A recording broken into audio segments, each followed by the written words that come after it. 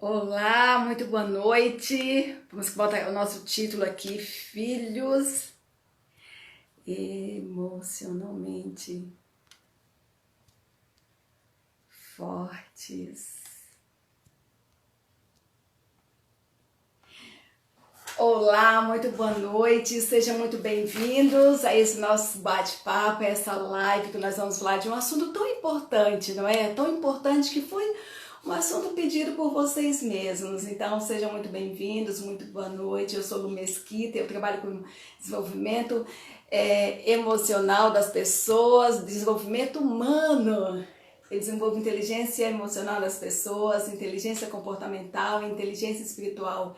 E hoje nós vamos trazer um dos temas que foi escolhido na enquete que eu fiz com vocês, com o meu público, e esse foi um dos assuntos mais voltados, que é como criar, como ter, como desenvolver filhos emocionalmente fortes.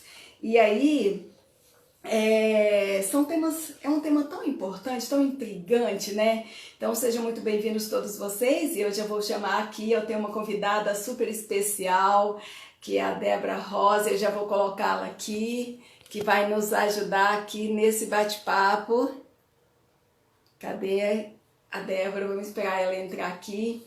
E aí, a gente sabe, né, nós sabemos, né, por vários estudos dos cientistas mais renomados do mundo, não é, que tudo que nós vivemos hoje, na fase adulta, todos os seus comportamentos, né, todos os seus sentimentos, todas as suas doenças, seus transtornos mentais, emocionais, são causados por tudo que você viveu na sua fase infantil. Tá, então a Débora já chegou aqui, olha, eu vou colocar a Débora aqui. Muito boa noite, sejam muito bem-vindos. Vamos botar a Débora aqui. Então ela vai entrar, ela é minha parceira de profissão também. Ela está chegando. Oi, boa noite! Muito boa Oi! noite, minha amada. Primeiro eu quero te dizer assim que é uma honra enorme para mim te ter aqui comigo, dividindo essa live, para esse bate-papo tão importante, né, para os pais hoje em dia. Quão foi importante esse conhecimento para nós, né, na nossa vida prática, você com seus filhos pequenos, eu já com os meus filhos adolescentes, adultos, né? E eu tenho certeza que nós vamos agregar muito na vida dessas pessoas que estão aí do outro lado para nos assistir. E aí, Débora? Então, minha gratidão a você por estar aqui comigo. Gratidão pelo convite. A Regina chegou, a Regina também é mãe de três e Olha tá aqui. aí. Oi, sejam todas muito bem-vindas. Gente, é uma alegria muito grande estar aqui. Gratidão pelo convite. Esse tema que eu sou apaixonada, né? Como a Lu disse, meu nome é Débora Rosa, eu sou mãe de três filhos lindos e um de cada fase, né? A Alissa de 10 anos, o Abner de 4, a Esther de 1 ano. E por isso que assim arde no meu coração o desejo de falar sobre esse tema, né? Como criar filhos felizes e fortes emocionalmente.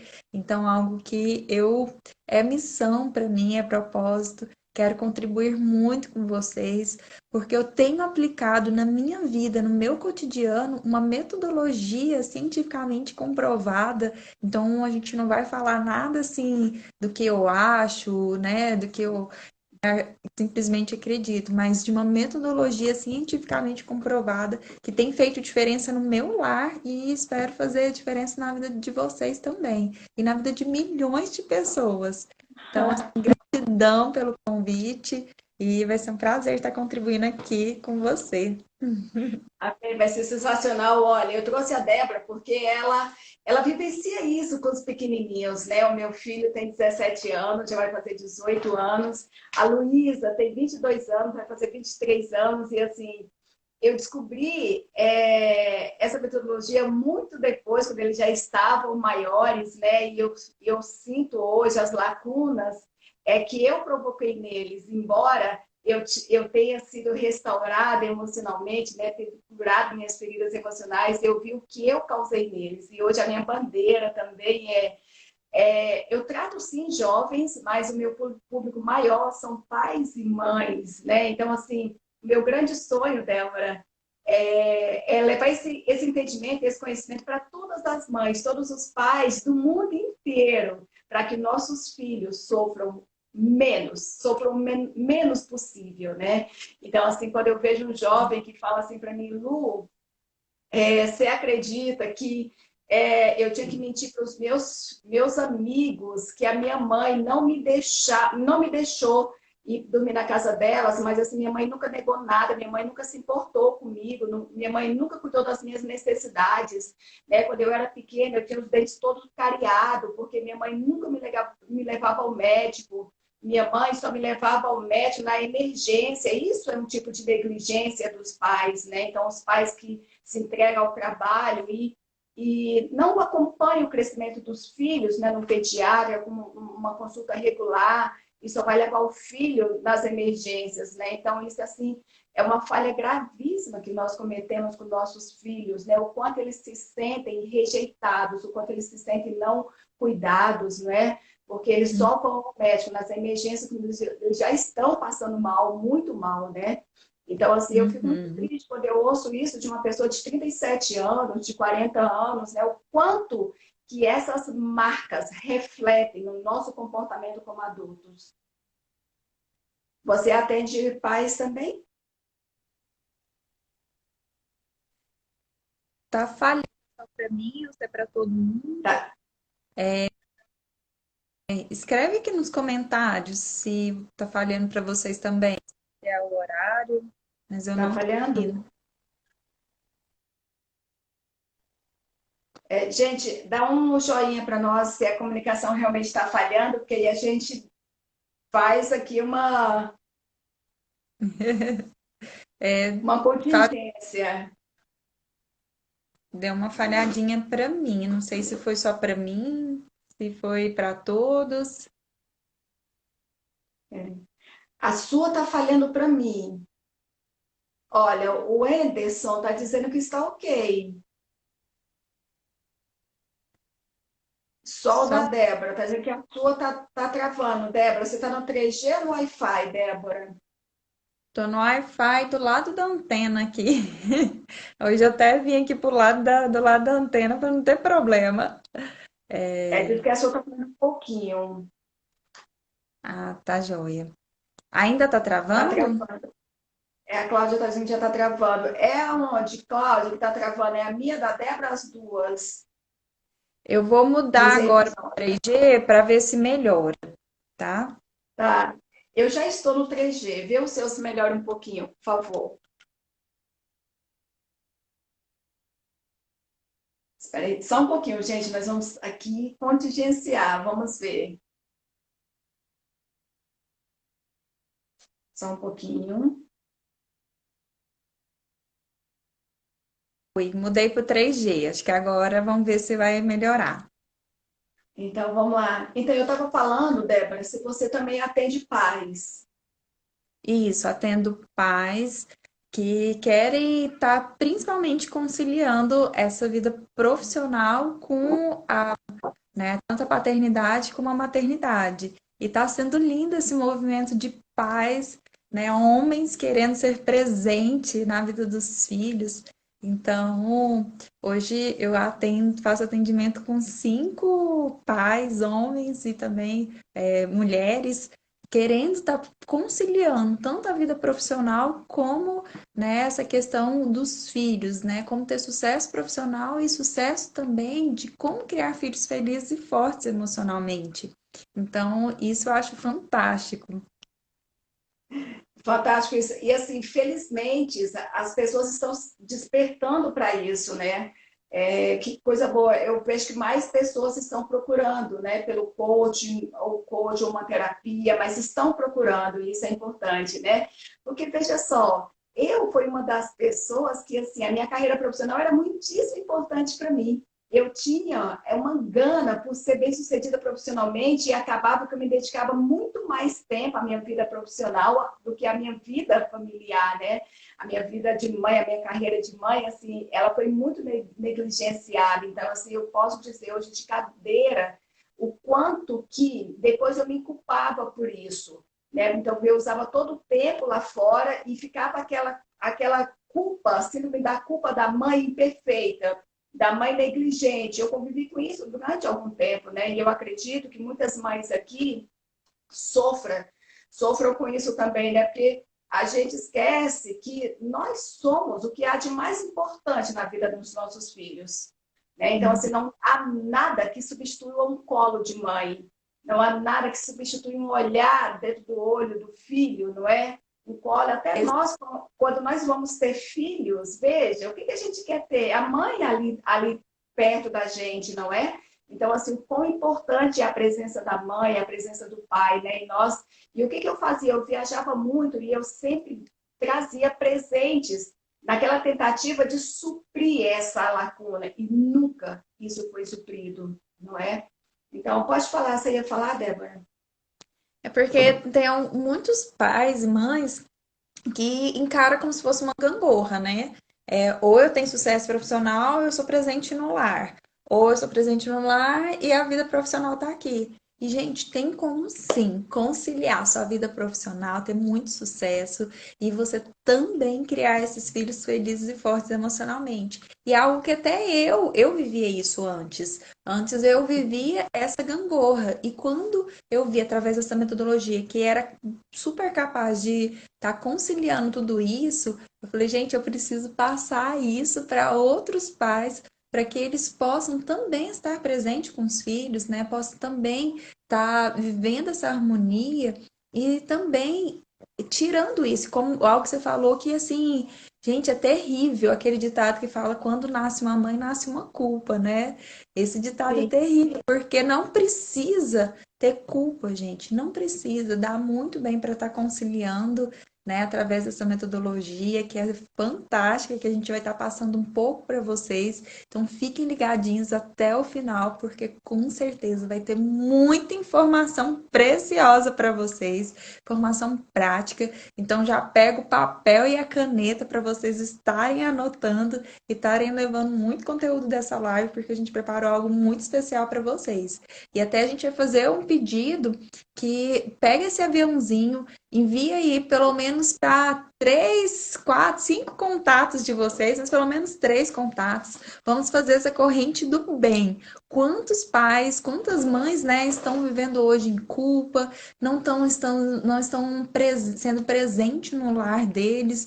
Então vai aí, manda para os seus amigos, né, para todos, para que eles possam estar aqui também e possam estar usufruindo desse conteúdo tão maravilhoso.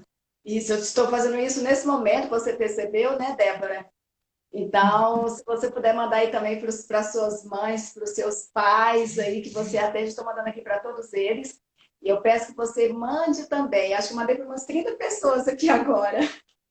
Tá? Então, mande, gente. É um conteúdo riquíssimo, né? Que a gente precisa compartilhar.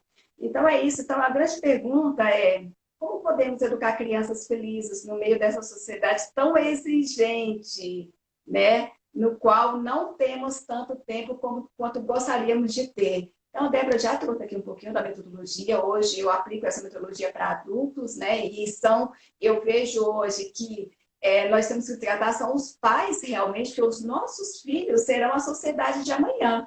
Então, se os pais estão doentes, os filhos serão doentes. Se os pais estão feridos emocionalmente, os filhos serão feridos emocionalmente. Então, nós precisamos sim criar uma estrutura emocional forte nesses pais primeiro, para que eles tenham condição de desenvolver essa estrutura emocional forte nos seus filhos também, tá? E aí eu vou falar aqui rapidamente, e a gente entende que a educação emocional, ela começa a partir do momento zero.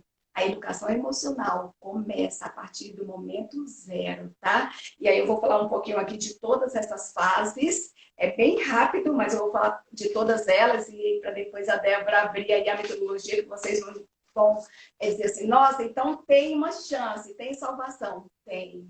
Com tem cer- jeito. Né, Débora? com certeza, com certeza. Então, olha só, como eu falei, o desenvolvimento emocional da criança começa na fase intrauterina, tá? Começa desde daí, tá? Então, os nossos pensamentos, os nossos neurônios, o cérebro entre si, ele é composto por estímulos não só ambientais, tá? Então, tudo isso não é só pelos estímulos ambientais que a gente percebe aqui no ambiente, não. Então, se essa mãe ela foi submetida a um estresse emocional grande, né, uma tristeza, depressão, ansiedade, tudo isso vai ser transmitido para a criança lá dentro do útero da mãe. Dentro do útero da mãe. E ela já vai vir com esses estímulos, ela vai perceber isso e ela vai absorver isso, tá? Então, afeta também o bebê, né, que vão prejudicar o quê? Os neurotransmissores dessa criança. Tá? Então, você quer complementar, Débora? Pode ir complementando, tá, amada, enquanto eu vou falando. O que nós precisamos entender é que toda vez que tanta criança, até mesmo um adulto, é levado a um nível de estresse, isso eleva a quantidade de cortisol, né, dentro, que é um hormônio, gente. Então, é o hormônio do estresse. E isso, como a Lu falou, isso prejudica esse neurotransmissor. Então, isso é algo que precisa, não é simplesmente algo emocional, é algo físico também. E isso vai fazer com que essa criança depois ela tenha vício nessas emoções que foram provocadas desde lá do útero da mãe, desde a primeira infância, que a Lu vai estar falando mais. Então, assim, eu quero que vocês prestem atenção porque é algo físico, né, que vai trazer para o seu filho. Então, prestar atenção nisso é, assim, de suma importância. Pode falar, Lu? Então, imagine uma descarga enorme de cortisol no nosso organismo. Nós já formados grandes, não é assim, é super agressivo. Agora, imagine um feto que está acabando de se formar. Gente, tem um efeito devastador. Tá? Então, por isso, é necessário ter essa informação e vocês terem esses cuidados, né? Eu não vou ter mais filho, mas quem vai ter filho vai ser mãe, ou quem está grávida hoje, ter todo esse cuidado de você estar gerando o seu filho num ambiente tranquilo, um ambiente de paz, um ambiente de mais tranquilidade, para não prejudicar a formação emocional do seu filho desde o útero, desde o seu útero. Para você ter uma ideia do quão isso é forte, né? Que a partir do 7º mês de gestação, a criança ela já consegue diferenciar, inclusive, a sua voz. Não que ela sabe que é da mãe, mas ela entende se aquela voz é mais agressiva, se é mais aguda, se é uma voz doce, não é? E ela começa a perceber, inclusive, os estímulos do que você come. Tá? Então, a gente até recomenda, por exemplo, que a mãe ela não coma coisas muito, muito picantes, ela não coma muito doce, porque isso já vai moldar o paladar dessa criança. Aí eu vivi isso, por exemplo, eu adorava doces. E quando eu tive meu segundo filho, Luiz Eduardo, eu parei de comer doce, que foi o sintoma que eu descobri que eu estava grávida. Era alguma coisa diferente que estava acontecendo em mim. Eu parei de gostar de doce. E eu não comi, desde a gravidez dele, nunca mais comi doce. Meu filho nasceu, ele não come doce. Ele não comia doce nenhum, nenhum, nenhum. A Luísa, por exemplo, eu comia arroz, porque eu tinha muita azia. Dizem que quando a criança é cabeluda, a mãe tem muita azia. Eu tinha muita azia, então eu comia muito arroz puro. E Luísa hoje ama arroz. Então, assim, faz todo o sentido isso. Tá? Faz totalmente o sentido isso. Por exemplo, quando o pai é muito carinhoso e ele fala muito, né, na barriga da mãe, né, e conversa com essa criança, quando a criança nasce, eu percebia, hoje é que eu entendo isso, o meu marido era muito carinhoso com a Luísa, ele era louco para ter um filho, então ele era muito cuidadoso, ele acariciava ela na minha barriga, quando ela chutava, ele chutava de volta o pezinho dela e ela chutava de volta, porque ela já reconhece os estímulos e ela responde a esses estímulos. E ele conversava muito com ela, dizia, eu te amo, filha, eu vou fazer isso com você, aquilo outro. Quando ela nasceu, eu fiquei em casa e ele trabalhava o dia inteiro. E ela chorava, ela chorava, ela chorava, porque eu não sabia, porque eu fui entender isso muito tempo depois, que ela chorava porque ela sentia a ausência do pai. E quando o pai chegava, ela se acalmava, mas durante o dia ela chorava tanto que eu não sabia o que que era. E lá debaixo do prédio, as pessoas pensavam que eu estava maltratando a minha filha. De tanto que ela chorava sentindo a ausência dele. Então, só para vocês terem ideia do quão devastador é isso, tá? Então, é isso. Você quer acrescentar, Débora?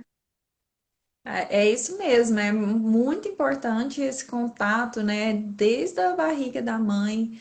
Isso vai estar formando, né, a criança, esse contato, esse amor, essa comunicação de amor, que eu vou estar falando daqui a pouco para vocês. O quanto isso é importante para a vida adulta, gente.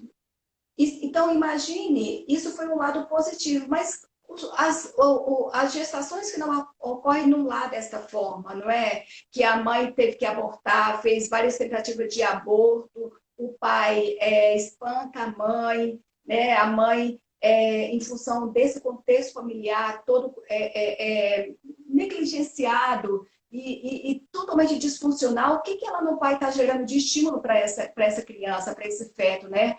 Exemplo, uma mãe que usa droga, faz uso de drogas, uma mãe que bebe, né, por exemplo, faz uso de qualquer droga.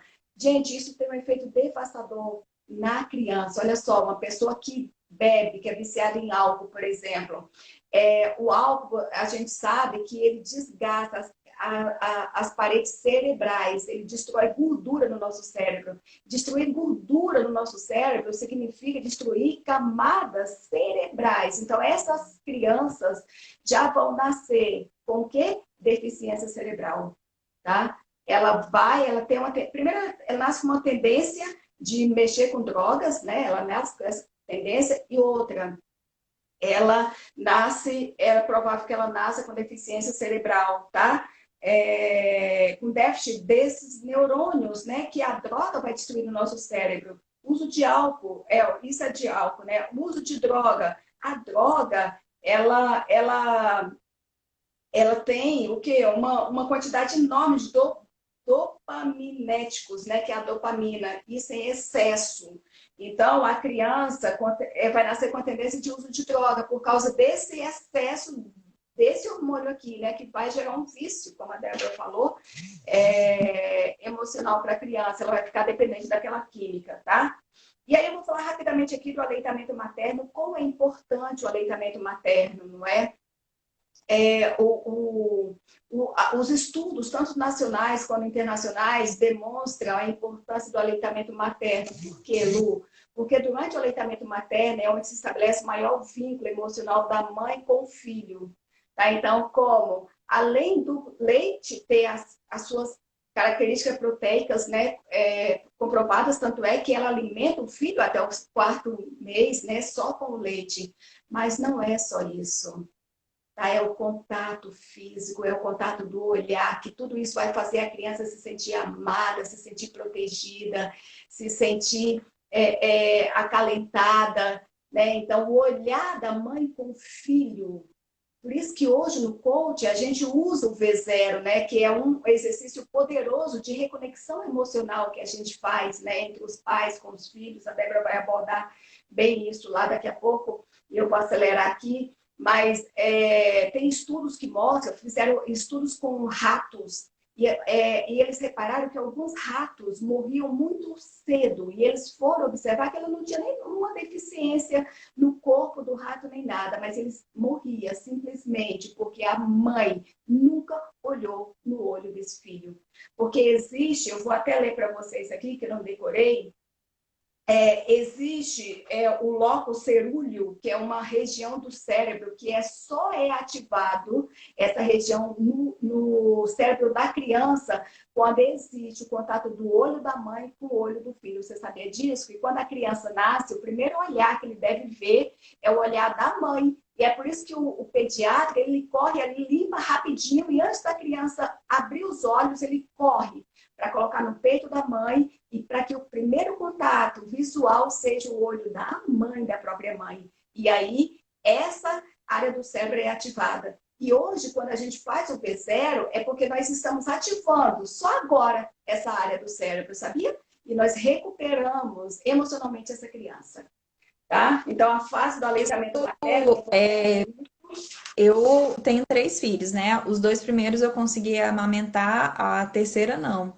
E isso é algo que estava tão forte dentro de mim, esse olhar nos olhos, que com 2 meses eu não tive mais condição de amamentar, mas olhando tanto nos olhos dela, abraçando, e é algo que foi muito interessante, porque as pessoas que viam a Esther, o nome dela é Esther, falaram, gente, ela tem um jeito de olhar pra gente e ela bebezinha, ela fala, nossa, ela olha nos olhos, porque eu sempre olhando nos olhos dela, hoje com Ana, ela abraça, ela põe as duas mãozinhas assim, ela abraça de verdade. E as pessoas que olham falam assim, gente, que bebê especial, por olhar nos olhos das pessoas, estar atenta, se conectar e pelo abraço também. Isso é muito importante. Exatamente. Isso é muito importante olhar, tá? Então, assim, e tem mães, inclusive, que amamentam. Eu amamentei minha filha com até 4 anos de idade, tá? Não foi porque eu quis, mas eu ficava com pena de tirar, ela gostava tanto disso, e nós tínhamos uma ligação tão grande, as pessoas nos chamavam de cachaçinha, porque era muito, muito grudada comigo. E aí, mas vale lembrar também que os excessos também são prejudiciais, tá? Aquela mãe que só quer ficar com o filho no colo, você deve colocar seu filho no colo, não só para amamentar, tá bom? Então, porque colocar no colo é você desenvolver uma segurança emocional nessa criança. Então, não é só dengar, não é a questão só de dengar, ela tem essa necessidade no desenvolvimento dela, tá? Mas não pode ser em excesso. Tem pais que não deixam o filho dormir no berço, ele precisa dormir no berço, quer que ele durma só aqui, tá? Ou não deixe ninguém pegar a criança porque ela vai chorar. Olha, todo excesso é prejudicial, tá? Então É você uma tem que ter uma criança que quer ir pro chão e fala assim: um dia você vai sentir falta desse colo. E, gente, tem hora de colo, tem hora de chão, tem hora para tudo, né? Isso é muito importante. Deixar a isso. criança conhecer o mundo, desenvolver, explorar esse mundo também é bem importante também para a criança. Isso, exatamente isso. E olha, os estudos indicam que crianças que foram amamentadas por um período maior, elas são emocionalmente mais saudáveis e cognitivamente mais desenvolvidas, tá? E aquelas que não foram, têm um déficit disso, tá bom? Mas existem outras formas que Débora vai falar que a falta da amamentação, ok, mas como é que eu supro isso depois? A Débora vai falar disso, tá bom? Mas assim, é só para você saber a importância de se amamentar. E eu tenho isso aqui dentro de casa. Luísa é extremamente segura, ela é decidida, ela tem amor próprio, ela se ama, ela é segura emocionalmente. Meu filho já não é tanto assim, porque ele só quis amamentar até o 6º mês. Depois ele não quis mais, ele não quis, ele botou para fora o peito e nunca mais quis amamentar. Então eu vejo a diferença no emocional e no cognitivo dos dois. É diferente, tá? E aí eu não vou falar do pré-natal, não vou falar. O pré-natal é importante porque aqui as principais funções, os principais órgãos estão sendo formados e o cérebro começou a se desenvolver. Então, você precisa estar cuidando no seu pré-natal desses exames periódicos, porque já lá é possível notar alguma deformação, tanto nos órgãos quanto no cérebro, tá? A primeira fase da criança, a gente fala aqui de 0 a 5 meses, é onde a criança está aprendendo um pouquinho sobre o corpinho dela, sobre o meio externo. Então, a gente percebe que a criança fica olhando para a mão, depois descobre o pezinho, né? Então, tem essa fase que é importante você estimular para que ele se reconheça, a mãozinha, levar a mão à boca, né? Um brinquedinho. Então, ela começa a descobrir o mundo externo.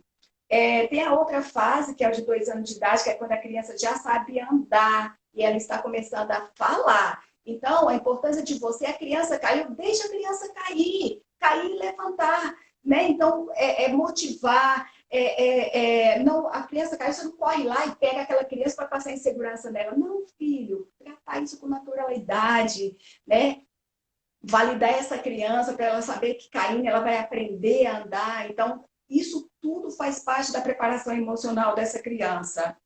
A criança com 4 anos de idade, onde ela já aprende a diferenciação sexual. É aí que ela começa a ter a noção sobre ela mesma, sobre o corpo dela, e ela olha para o irmão, olha para o amiguinho, e ela sabe que ela é diferente do outro. Né? Então, aí vem os pais também com esse entendimento, com essa convicção de explicar isso para ela, né? Ela já reconheceu o seu corpo, já tem uma noção de que ela tem que proteger as partes dela. Então, essa é a fase de 4 anos. E a fase de 8 anos é a fase da você interioriza a moral. Tá? Os seus valores morais aqui com 8 anos. Você já começa a ter a noção do que é certo e do que é errado. Não pelo que os pais falam, mas por ela já ter essa noção da moral. Então, ela sabe exatamente que o que ela vai fazer é certo ou é errado, não pelo que os amiguinhos falam, mas ela já sabe e tem a noção, e ela decide fazer aquilo ou não, por essa noção que ela já tem, tá? Se você quiser complementar, amiga, você vai falando aí, tá? E tem a fase dos 12 anos. Olha, essa fase de 8 a 12 anos, de 8 até os 14 anos, é a fase mais impactante para a criança. E é aqui que ocorre a maior parte dos traumas infantis ocorre de 8 a 14 anos, tá? E 80% desses traumas são gerados pelos pais. São gerados pelos pais, pasmem, 80% ocorre de 8 a 14 anos e pelos pais. Não só pelos pais, pelas pessoas que nós mais amamos. Por quê? É aqui que os pais começam a criticar os filhos, chamar de gordinho, chamar de feio, chamar de o menino diabrado, o menino que não se aquieta, o menino que não para. E aí vai gerando esses traumas mais marcantes aqui. É aqui que ocorre a fase dos abusos sexuais. É aqui que a criança tem mais noção de como ela é negligenciada, que os pais não atendem às necessidades básicas dela e muito menos às necessidades emocionais. É nessa fase que a criança vê que a mãe é espancada, que a mãe vive um sofrimento, que a mãe é agredida, que o pai não respeita a mãe, que não há respeito entre pai e mãe, e os traumas mais fortes estão sendo gerados aqui. Tá? Então, e nós vimos aqui nos estudos também, né, tudo que a gente vem estudando de neurociências, que existem 2 traumas mais marcantes na menina e no menino. Então, na menina é o quê? O abuso sexual, né? São 3, na verdade, né? O abuso sexual, que é marcante. Gente, hoje eu trato pessoas abusadas sexualmente. Meu Deus. Quão desafiador é ressignificar essas memórias. É muito desafiador, mas é possível ressignificar, tá? Então, nas meninas, o abuso sexual, depois a negligência das suas necessidades, tá? Necessidades físicas, necessidades médicas, necessidades alimentares, necessidades emocionais, né? E vivenciar ou visualizar o quê? Esse sofrimento da mãe, todo filho, toda filha que vê o sofrimento da mãe ocasionado pelo pai traz consequências drásticas para a sua vida adulta, drásticas, de insegurança, de baixa autoestima, de um monte de coisas que eu acho que a Débora vai falar. Tá? E para o menino, o que, que é? Para o menino é também a negligência das suas necessidades físicas e emocionais, né? E também essa parte de visualização ou vivenciamento do sofrimento da mãe, tá? De a mãe sendo agredida, a mãe sendo espancada fisicamente, sendo humilhada, mesmo verbalmente, tá? Então, são essas 2, tá bom? E aí vem a fase adulta, né? E lembrando que de 12 até os 21 anos é a fase da adolescência, né? E aí depois tornamos-se os adultos como nós somos hoje, trazendo toda essa carga emocional negativa ou positiva da conjuntura que nós vivemos, né? Desse modelo emocional que nós vivemos. E Lu, aí, só um favor oi, para faz só um favor. Tá vendo onde está escrito ao vivo aí na tela do teu celular? tô, Clica nele só para você ver o relógio, para a gente ver quanto tempo a gente tem, que é 60 minutos, né? Só para a gente perfeito. ver quanto Aham. tempo já tem para Não, aí gente. agora, Débora, aí agora eu já vou passar para você, tá, minha amada?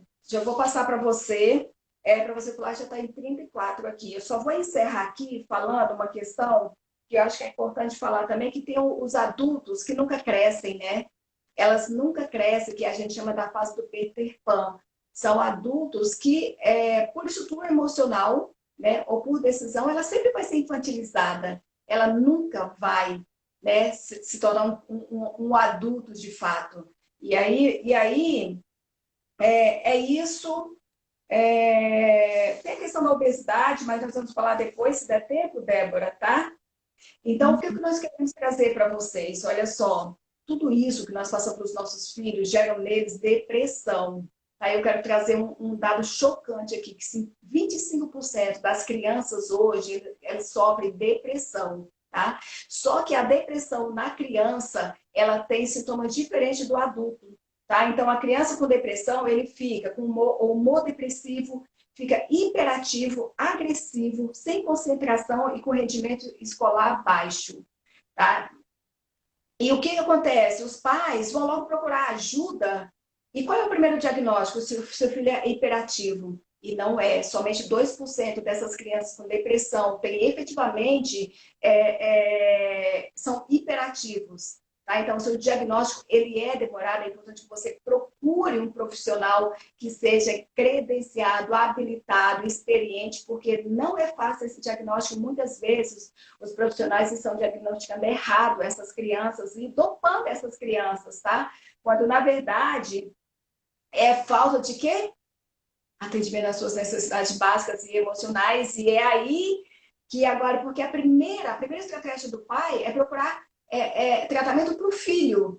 Mas deixa eu te falar uma coisa, não é para o filho que deve ser tratado, não é para o filho que deve ser buscado essa ajuda, é para os pais, tá? E aí que entra a Débora, tá? A primeira estratégia é para a criança, mas tem que ser tratada é a estrutura familiar, para que essa criança seja resgatada. E aí que entra a Débora, eu vou pedir para a Débora entrar agora e assumir, e ela vai falar.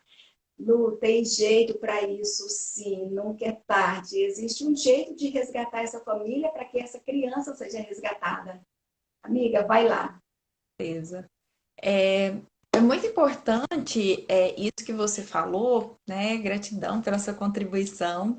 E a criança, ela não é capaz de dar amor para ela mesma. Então, a criança é como se estivesse aqui e ela precisasse de um amor de fora para ela poder se sentir amada. Quando a criança ela não recebe esse amor vindo de fora, né? Quando ela não recebe isso, ela cresce com uma necessidade de amor. E aí é aquele adulto que tem emoção de criança, aquele adulto que fica querendo que o tempo inteiro alguém fala assim, eu te amo, para ele se sentir amado.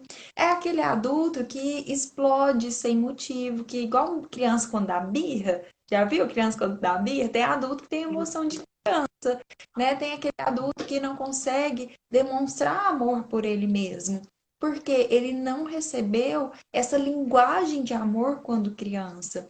Então, por isso que é muito importante você agora, que é pai, que é mãe, quem aqui que é pai e mãe, escreve assim, eu nos comentários, só para a gente saber aqui quantos pais a gente está conversando. Então, escreve assim, eu, para a gente estar vendo. E quem quer saber, assim, como fazer seu filho crescer feliz e forte emocionalmente, coloca eu também, para eu estar. Gente, vamos interagindo aqui nessa live, vamos conversando. É uma live para estar contribuindo com vocês. Então, isso Colocar é dúvidas, né? As dificuldades que tenho. com certeza. Ah, gratidão, Dinamarca.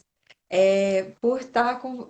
O que que acontece? O que nós precisamos saber como pais que nós somos responsáveis pela vida que nós estamos levando. Isso acaba que muitos pais hoje, né, fala, Olha só, várias pessoas aqui, gente, muito bom.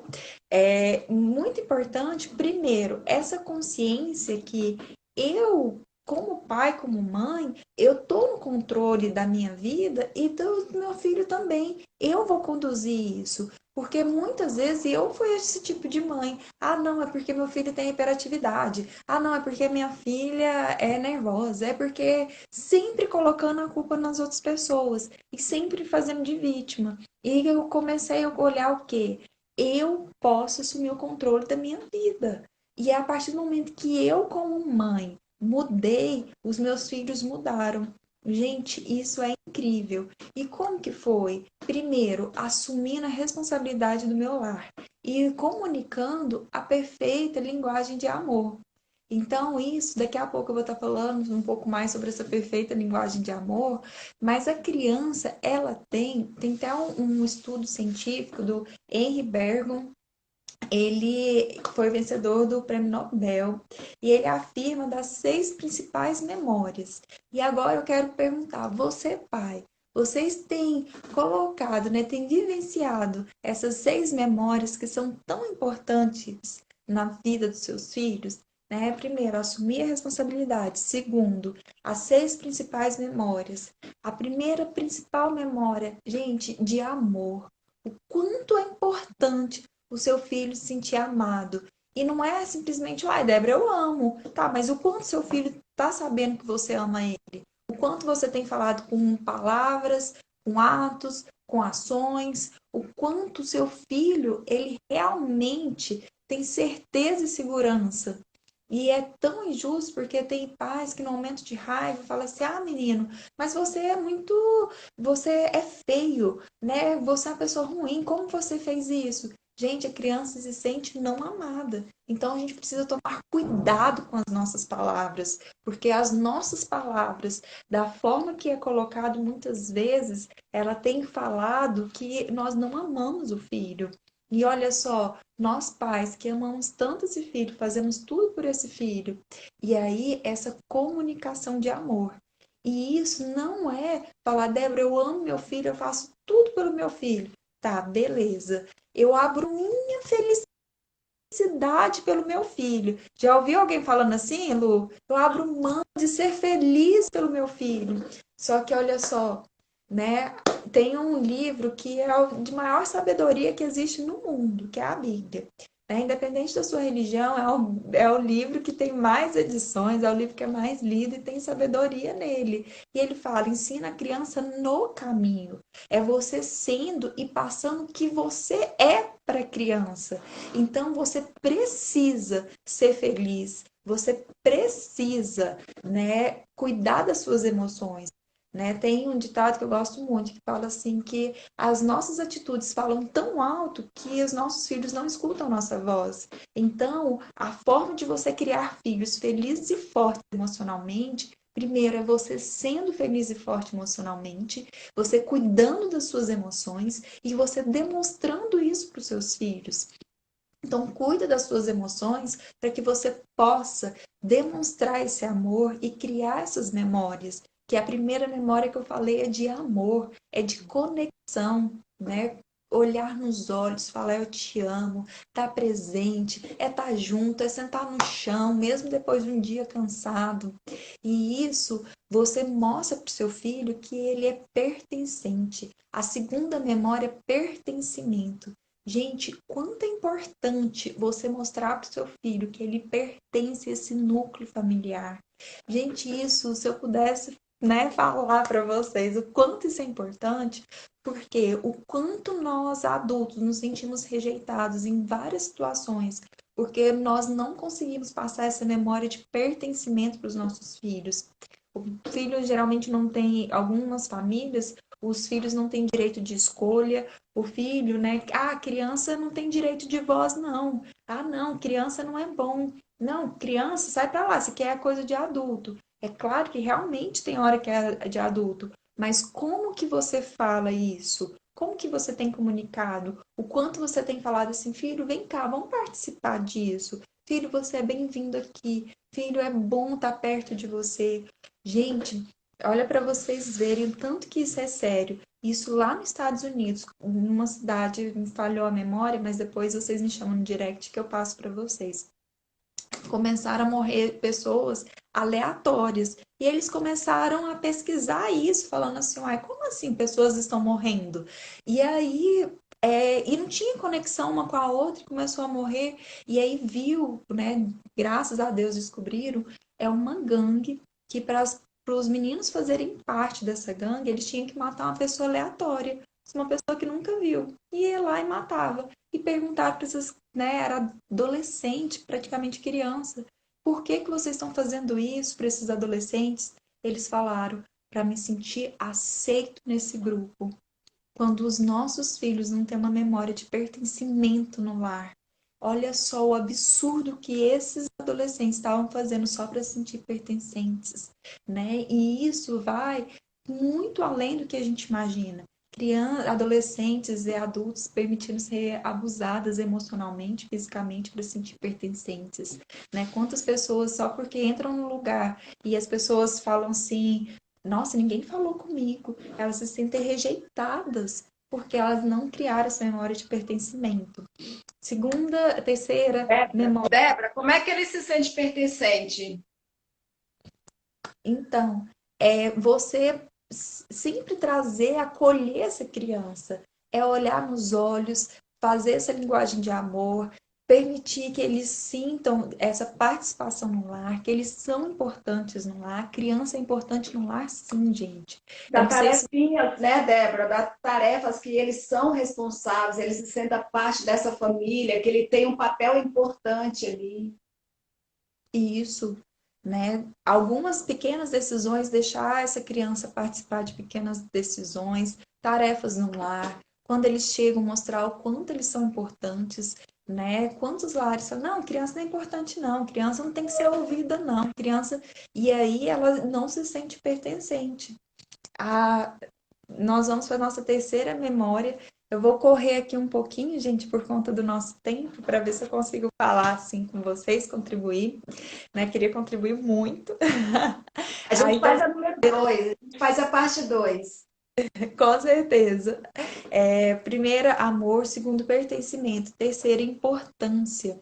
O quanto você tem falado para o seu filho que ele é importante para você. Ah, Débora, meu filho sabe. Não, não sabe não, gente. Criança não deduz. Até nós, adultos, não conseguimos pegar a importância no ar. Tanto que é importante. Agora, imagina a criança. A criança, ela necessita sentir importante, né? Você olhar nos olhos dos seus filhos e falar assim: você é importante para mim. Eu amo estar perto de você. Então, como eu disse, é do pertencimento, de que você faz a criança estar junto de você. Isso mostra importância. Respeitar as emoções dos seus filhos, né? Como eu falei, até quando criança, o filho quer ir para o chão. Não, criança, um dia você vai sentir falta desse colo, um dia você vai sentir falta de mim. Aí a criança está brincando lá de guerrinha com o pai, e aí de repente ele cansa, não, pai, não quero não. Aí o pai, também não vou brincar mais com você não. Né, tudo. A criança, ela para de colocar limite, porque todo limite que ela fala para a emoção dela, o pai vai lá e a mãe critica. Então, gente, é respeitar essas emoções das crianças, é mostrar que elas são importantes, que os sentimentos deles são importantes, né? Que até a gente vai estar falando da questão de generosidade. A gente tem uma pergunta aqui da Luísa: como não confundir criança emocionalmente forte com criança adultizada? Então, é uma questão da linguagem de amor, né? É deixar ela brincar mesmo, é a questão de você demonstrar emocionalmente forte, é a emoção certa na hora certa. Isso é inteligência emocional. E a minha criança tá lá dando birra, né? Birra não, tá lá chorando. Birra não é algo bom, não. Tá lá chorando, tá triste. Essa palavra que eu queria dizer, gente, me perdoa. Tá lá triste. Gente, respeita, deixa a criança ficar triste. Luísa, um filme que eu acho assim fantástico é Divertidamente. É um filme assim que falou muito comigo. Eu vou dar aqui spoiler, gente. Se você não assistiu, eu vou contar um pouco do final. A criança, ela foge de casa porque ela está muito triste, porque eles mudaram de casa, e ela foge, de repente ela volta. E quando esse pai, essa mãe acolhe a criança, vendo o que aconteceu, ela, eu tô triste porque eu não quero morar aqui. Gente, um lar que não tem emoção forte e saudável ia brigar, mas você não pode fazer com isso. Você me preocupou. Você me deixou preocupada, criança. Como que você faz isso? E ali eu vi a importância demonstrada. O pai e a mãe falam assim: eu sinto triste também, eu também. E a criança chora, e eles permitem a criança chorar. Porque Isso. vezes os nossos filhos choram e falam assim, ah, para que ele tá chorando? Isso não é motivo, não. Engole esse choro. Então, a criança, ela para de ter a habilidade, de ter a emoção certa na hora certa. Esse dispositivo, ele não é acionado e fica um adulto. Já viu adultos que choram em momentos totalmente desproporcional, uma hora que não precisava chorar ali, né, tendo reações nervoso demais por algo pequeno? É porque na infância o pai não permitiu sentir raiva, sentir tristeza, e a criança ela não sabe dar nome para essas emoções e fica um adulto que não sabe. Então, emocionalmente forte, saudável, é ter a emoção certa na hora certa. E se tá triste, deixa ficar triste, dá nome, né? A minha filha de 10 anos, gente, essa metodologia eu conheço há 2 anos, então eu criei assim ela há 8 anos de uma maneira muito errada. E eu sei agora, eu sei que consertar é muito mais difícil do que fazer certo. Como eu tô com meu filho de 4, com a minha bebê, e a minha filha, ela tava nervosa e ela começou a me irritar. Ela começou a me deixar muito nervosa também. E aí eu falei assim, filha, o que você tá fazendo? Pra que isso tudo? Ela, tô nervosa. Eu falei assim, então, você ficou nervosa com a situação e você tá querendo deixar a mamãe nervosa também. Sabe como que é o nome disso? Vingança.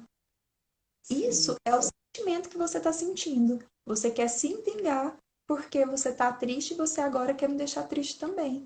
E você acredita que esse é um sentimento bom? Então, eu estou ensinando a minha filha a dar nomes para o sentimento que ela está sentindo e ela analisar se é realmente esse sentimento e qual que é o sentimento contrário que eu vou trabalhar com ela. Então, isso assim, gente, bem num processo fundar bem isso, mas eu quero só que vocês entendam o conceito. É muito diferente um adulto que agora não, eu não posso ficar, uma criança que não posso dar birra, eu não posso ficar triste, eu não posso ficar feliz, eu não posso, né, sentir isso, porque, né, o que que a gente fala de a criança que está se sentindo ali adulto. Então, não é isso não é saudável. A criança se tolir de não sentir aquela emoção. Então, gente, vamos lá para a nossa quarta memória: crescimento.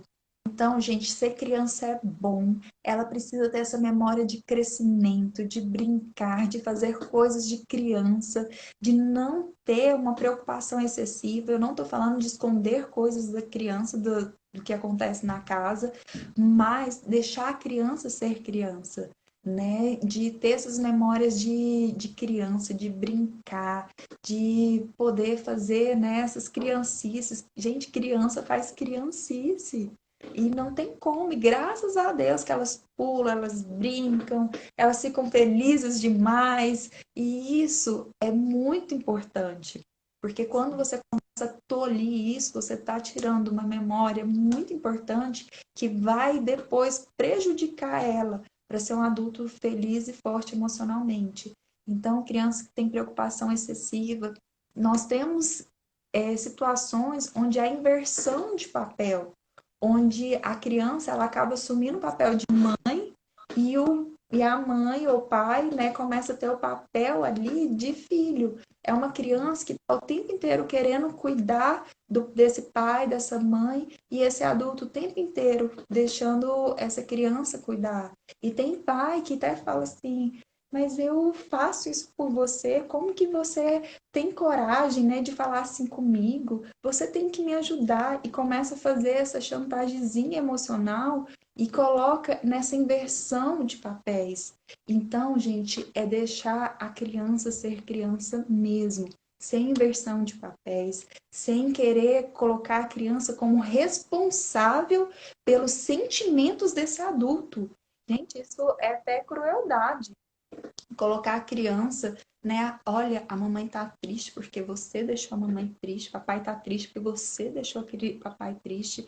Então, gente, isso é algo que você tá colocando a responsabilidade das suas emoções na mão dos seus filhos. Isso é muito prejudicial e está interrompendo essa memória de crescimento. A quinta memória de significado e missão. Essa criança, ela precisa entender, né, o significado dela, que ela é uma filha amada, que ela tem um propósito, que Deus, né, vai agir através dela, que ela veio ao mundo e ela vai, né, tem uma missão muito especial nesse mundo. Então, gente, isso é algo que você está dando propósito para o seu filho, né? Sim. Principalmente quando você coloca isso, né, que ela é filha amada de Deus. E isso você coloca uma missão muito especial no coraçãozinho do seu filho, da sua filha, dela ser filha amada, dela ter um propósito que Deus vai usar muito através dos dons, dos talentos dela, que esse jeitinho, às vezes falante que ela tem, esse jeitinho meigo, esse jeito mais de fazer conta, esse jeito mais analítico, esse jeitinho do jeito que ela fez, tem um significado e um propósito, uma missão muito importante. E que ela é específica desse jeito que ela fez. E ela é muito importante, vai contribuir de uma forma muito importante nesse mundo. Então, essa memória de significado e importância que você está incutindo no seu filho, isso é muito, muito, muito importante. E agora, antes de eu falar da última memória, vamos recapitular todas elas? Primeiro, amor, memória de conexão de amor. Segunda, de pertencimento. A terceira, de importância. A quarta, memória de crescimento. Quinta, memória de significado e missão. E sexta, memória de contribuição e generosidade.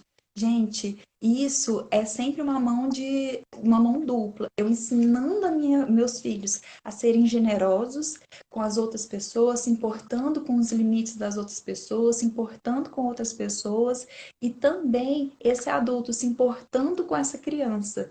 Porque fala assim, não, você não tem direito de querer nada, não. Não, isso aqui não é para você, não. Aí o pai, tem pai que chega, visita, trata com generosidade as visitas e as crianças não. E aí eu falo, peraí, comigo não é generoso, significa que eu não preciso ser generoso com os outros, porque se não é comigo. Então, é ensinar essa criança a ser generoso com os outros e esses outros serem generosos com essa criança. E essa memória vai criar, gente, é muito importante dentro dessa criança, essa memória de contribuição. Oi, pessoal que está chegando.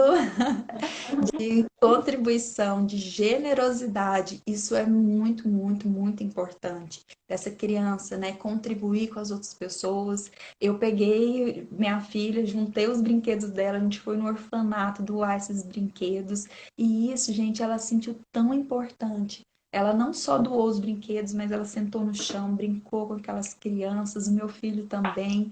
Então, isso, olha só que memória maravilhosa. Então, gente, eu poderia falar muito mais desse assunto, mas nosso tempo aqui é muito pouco.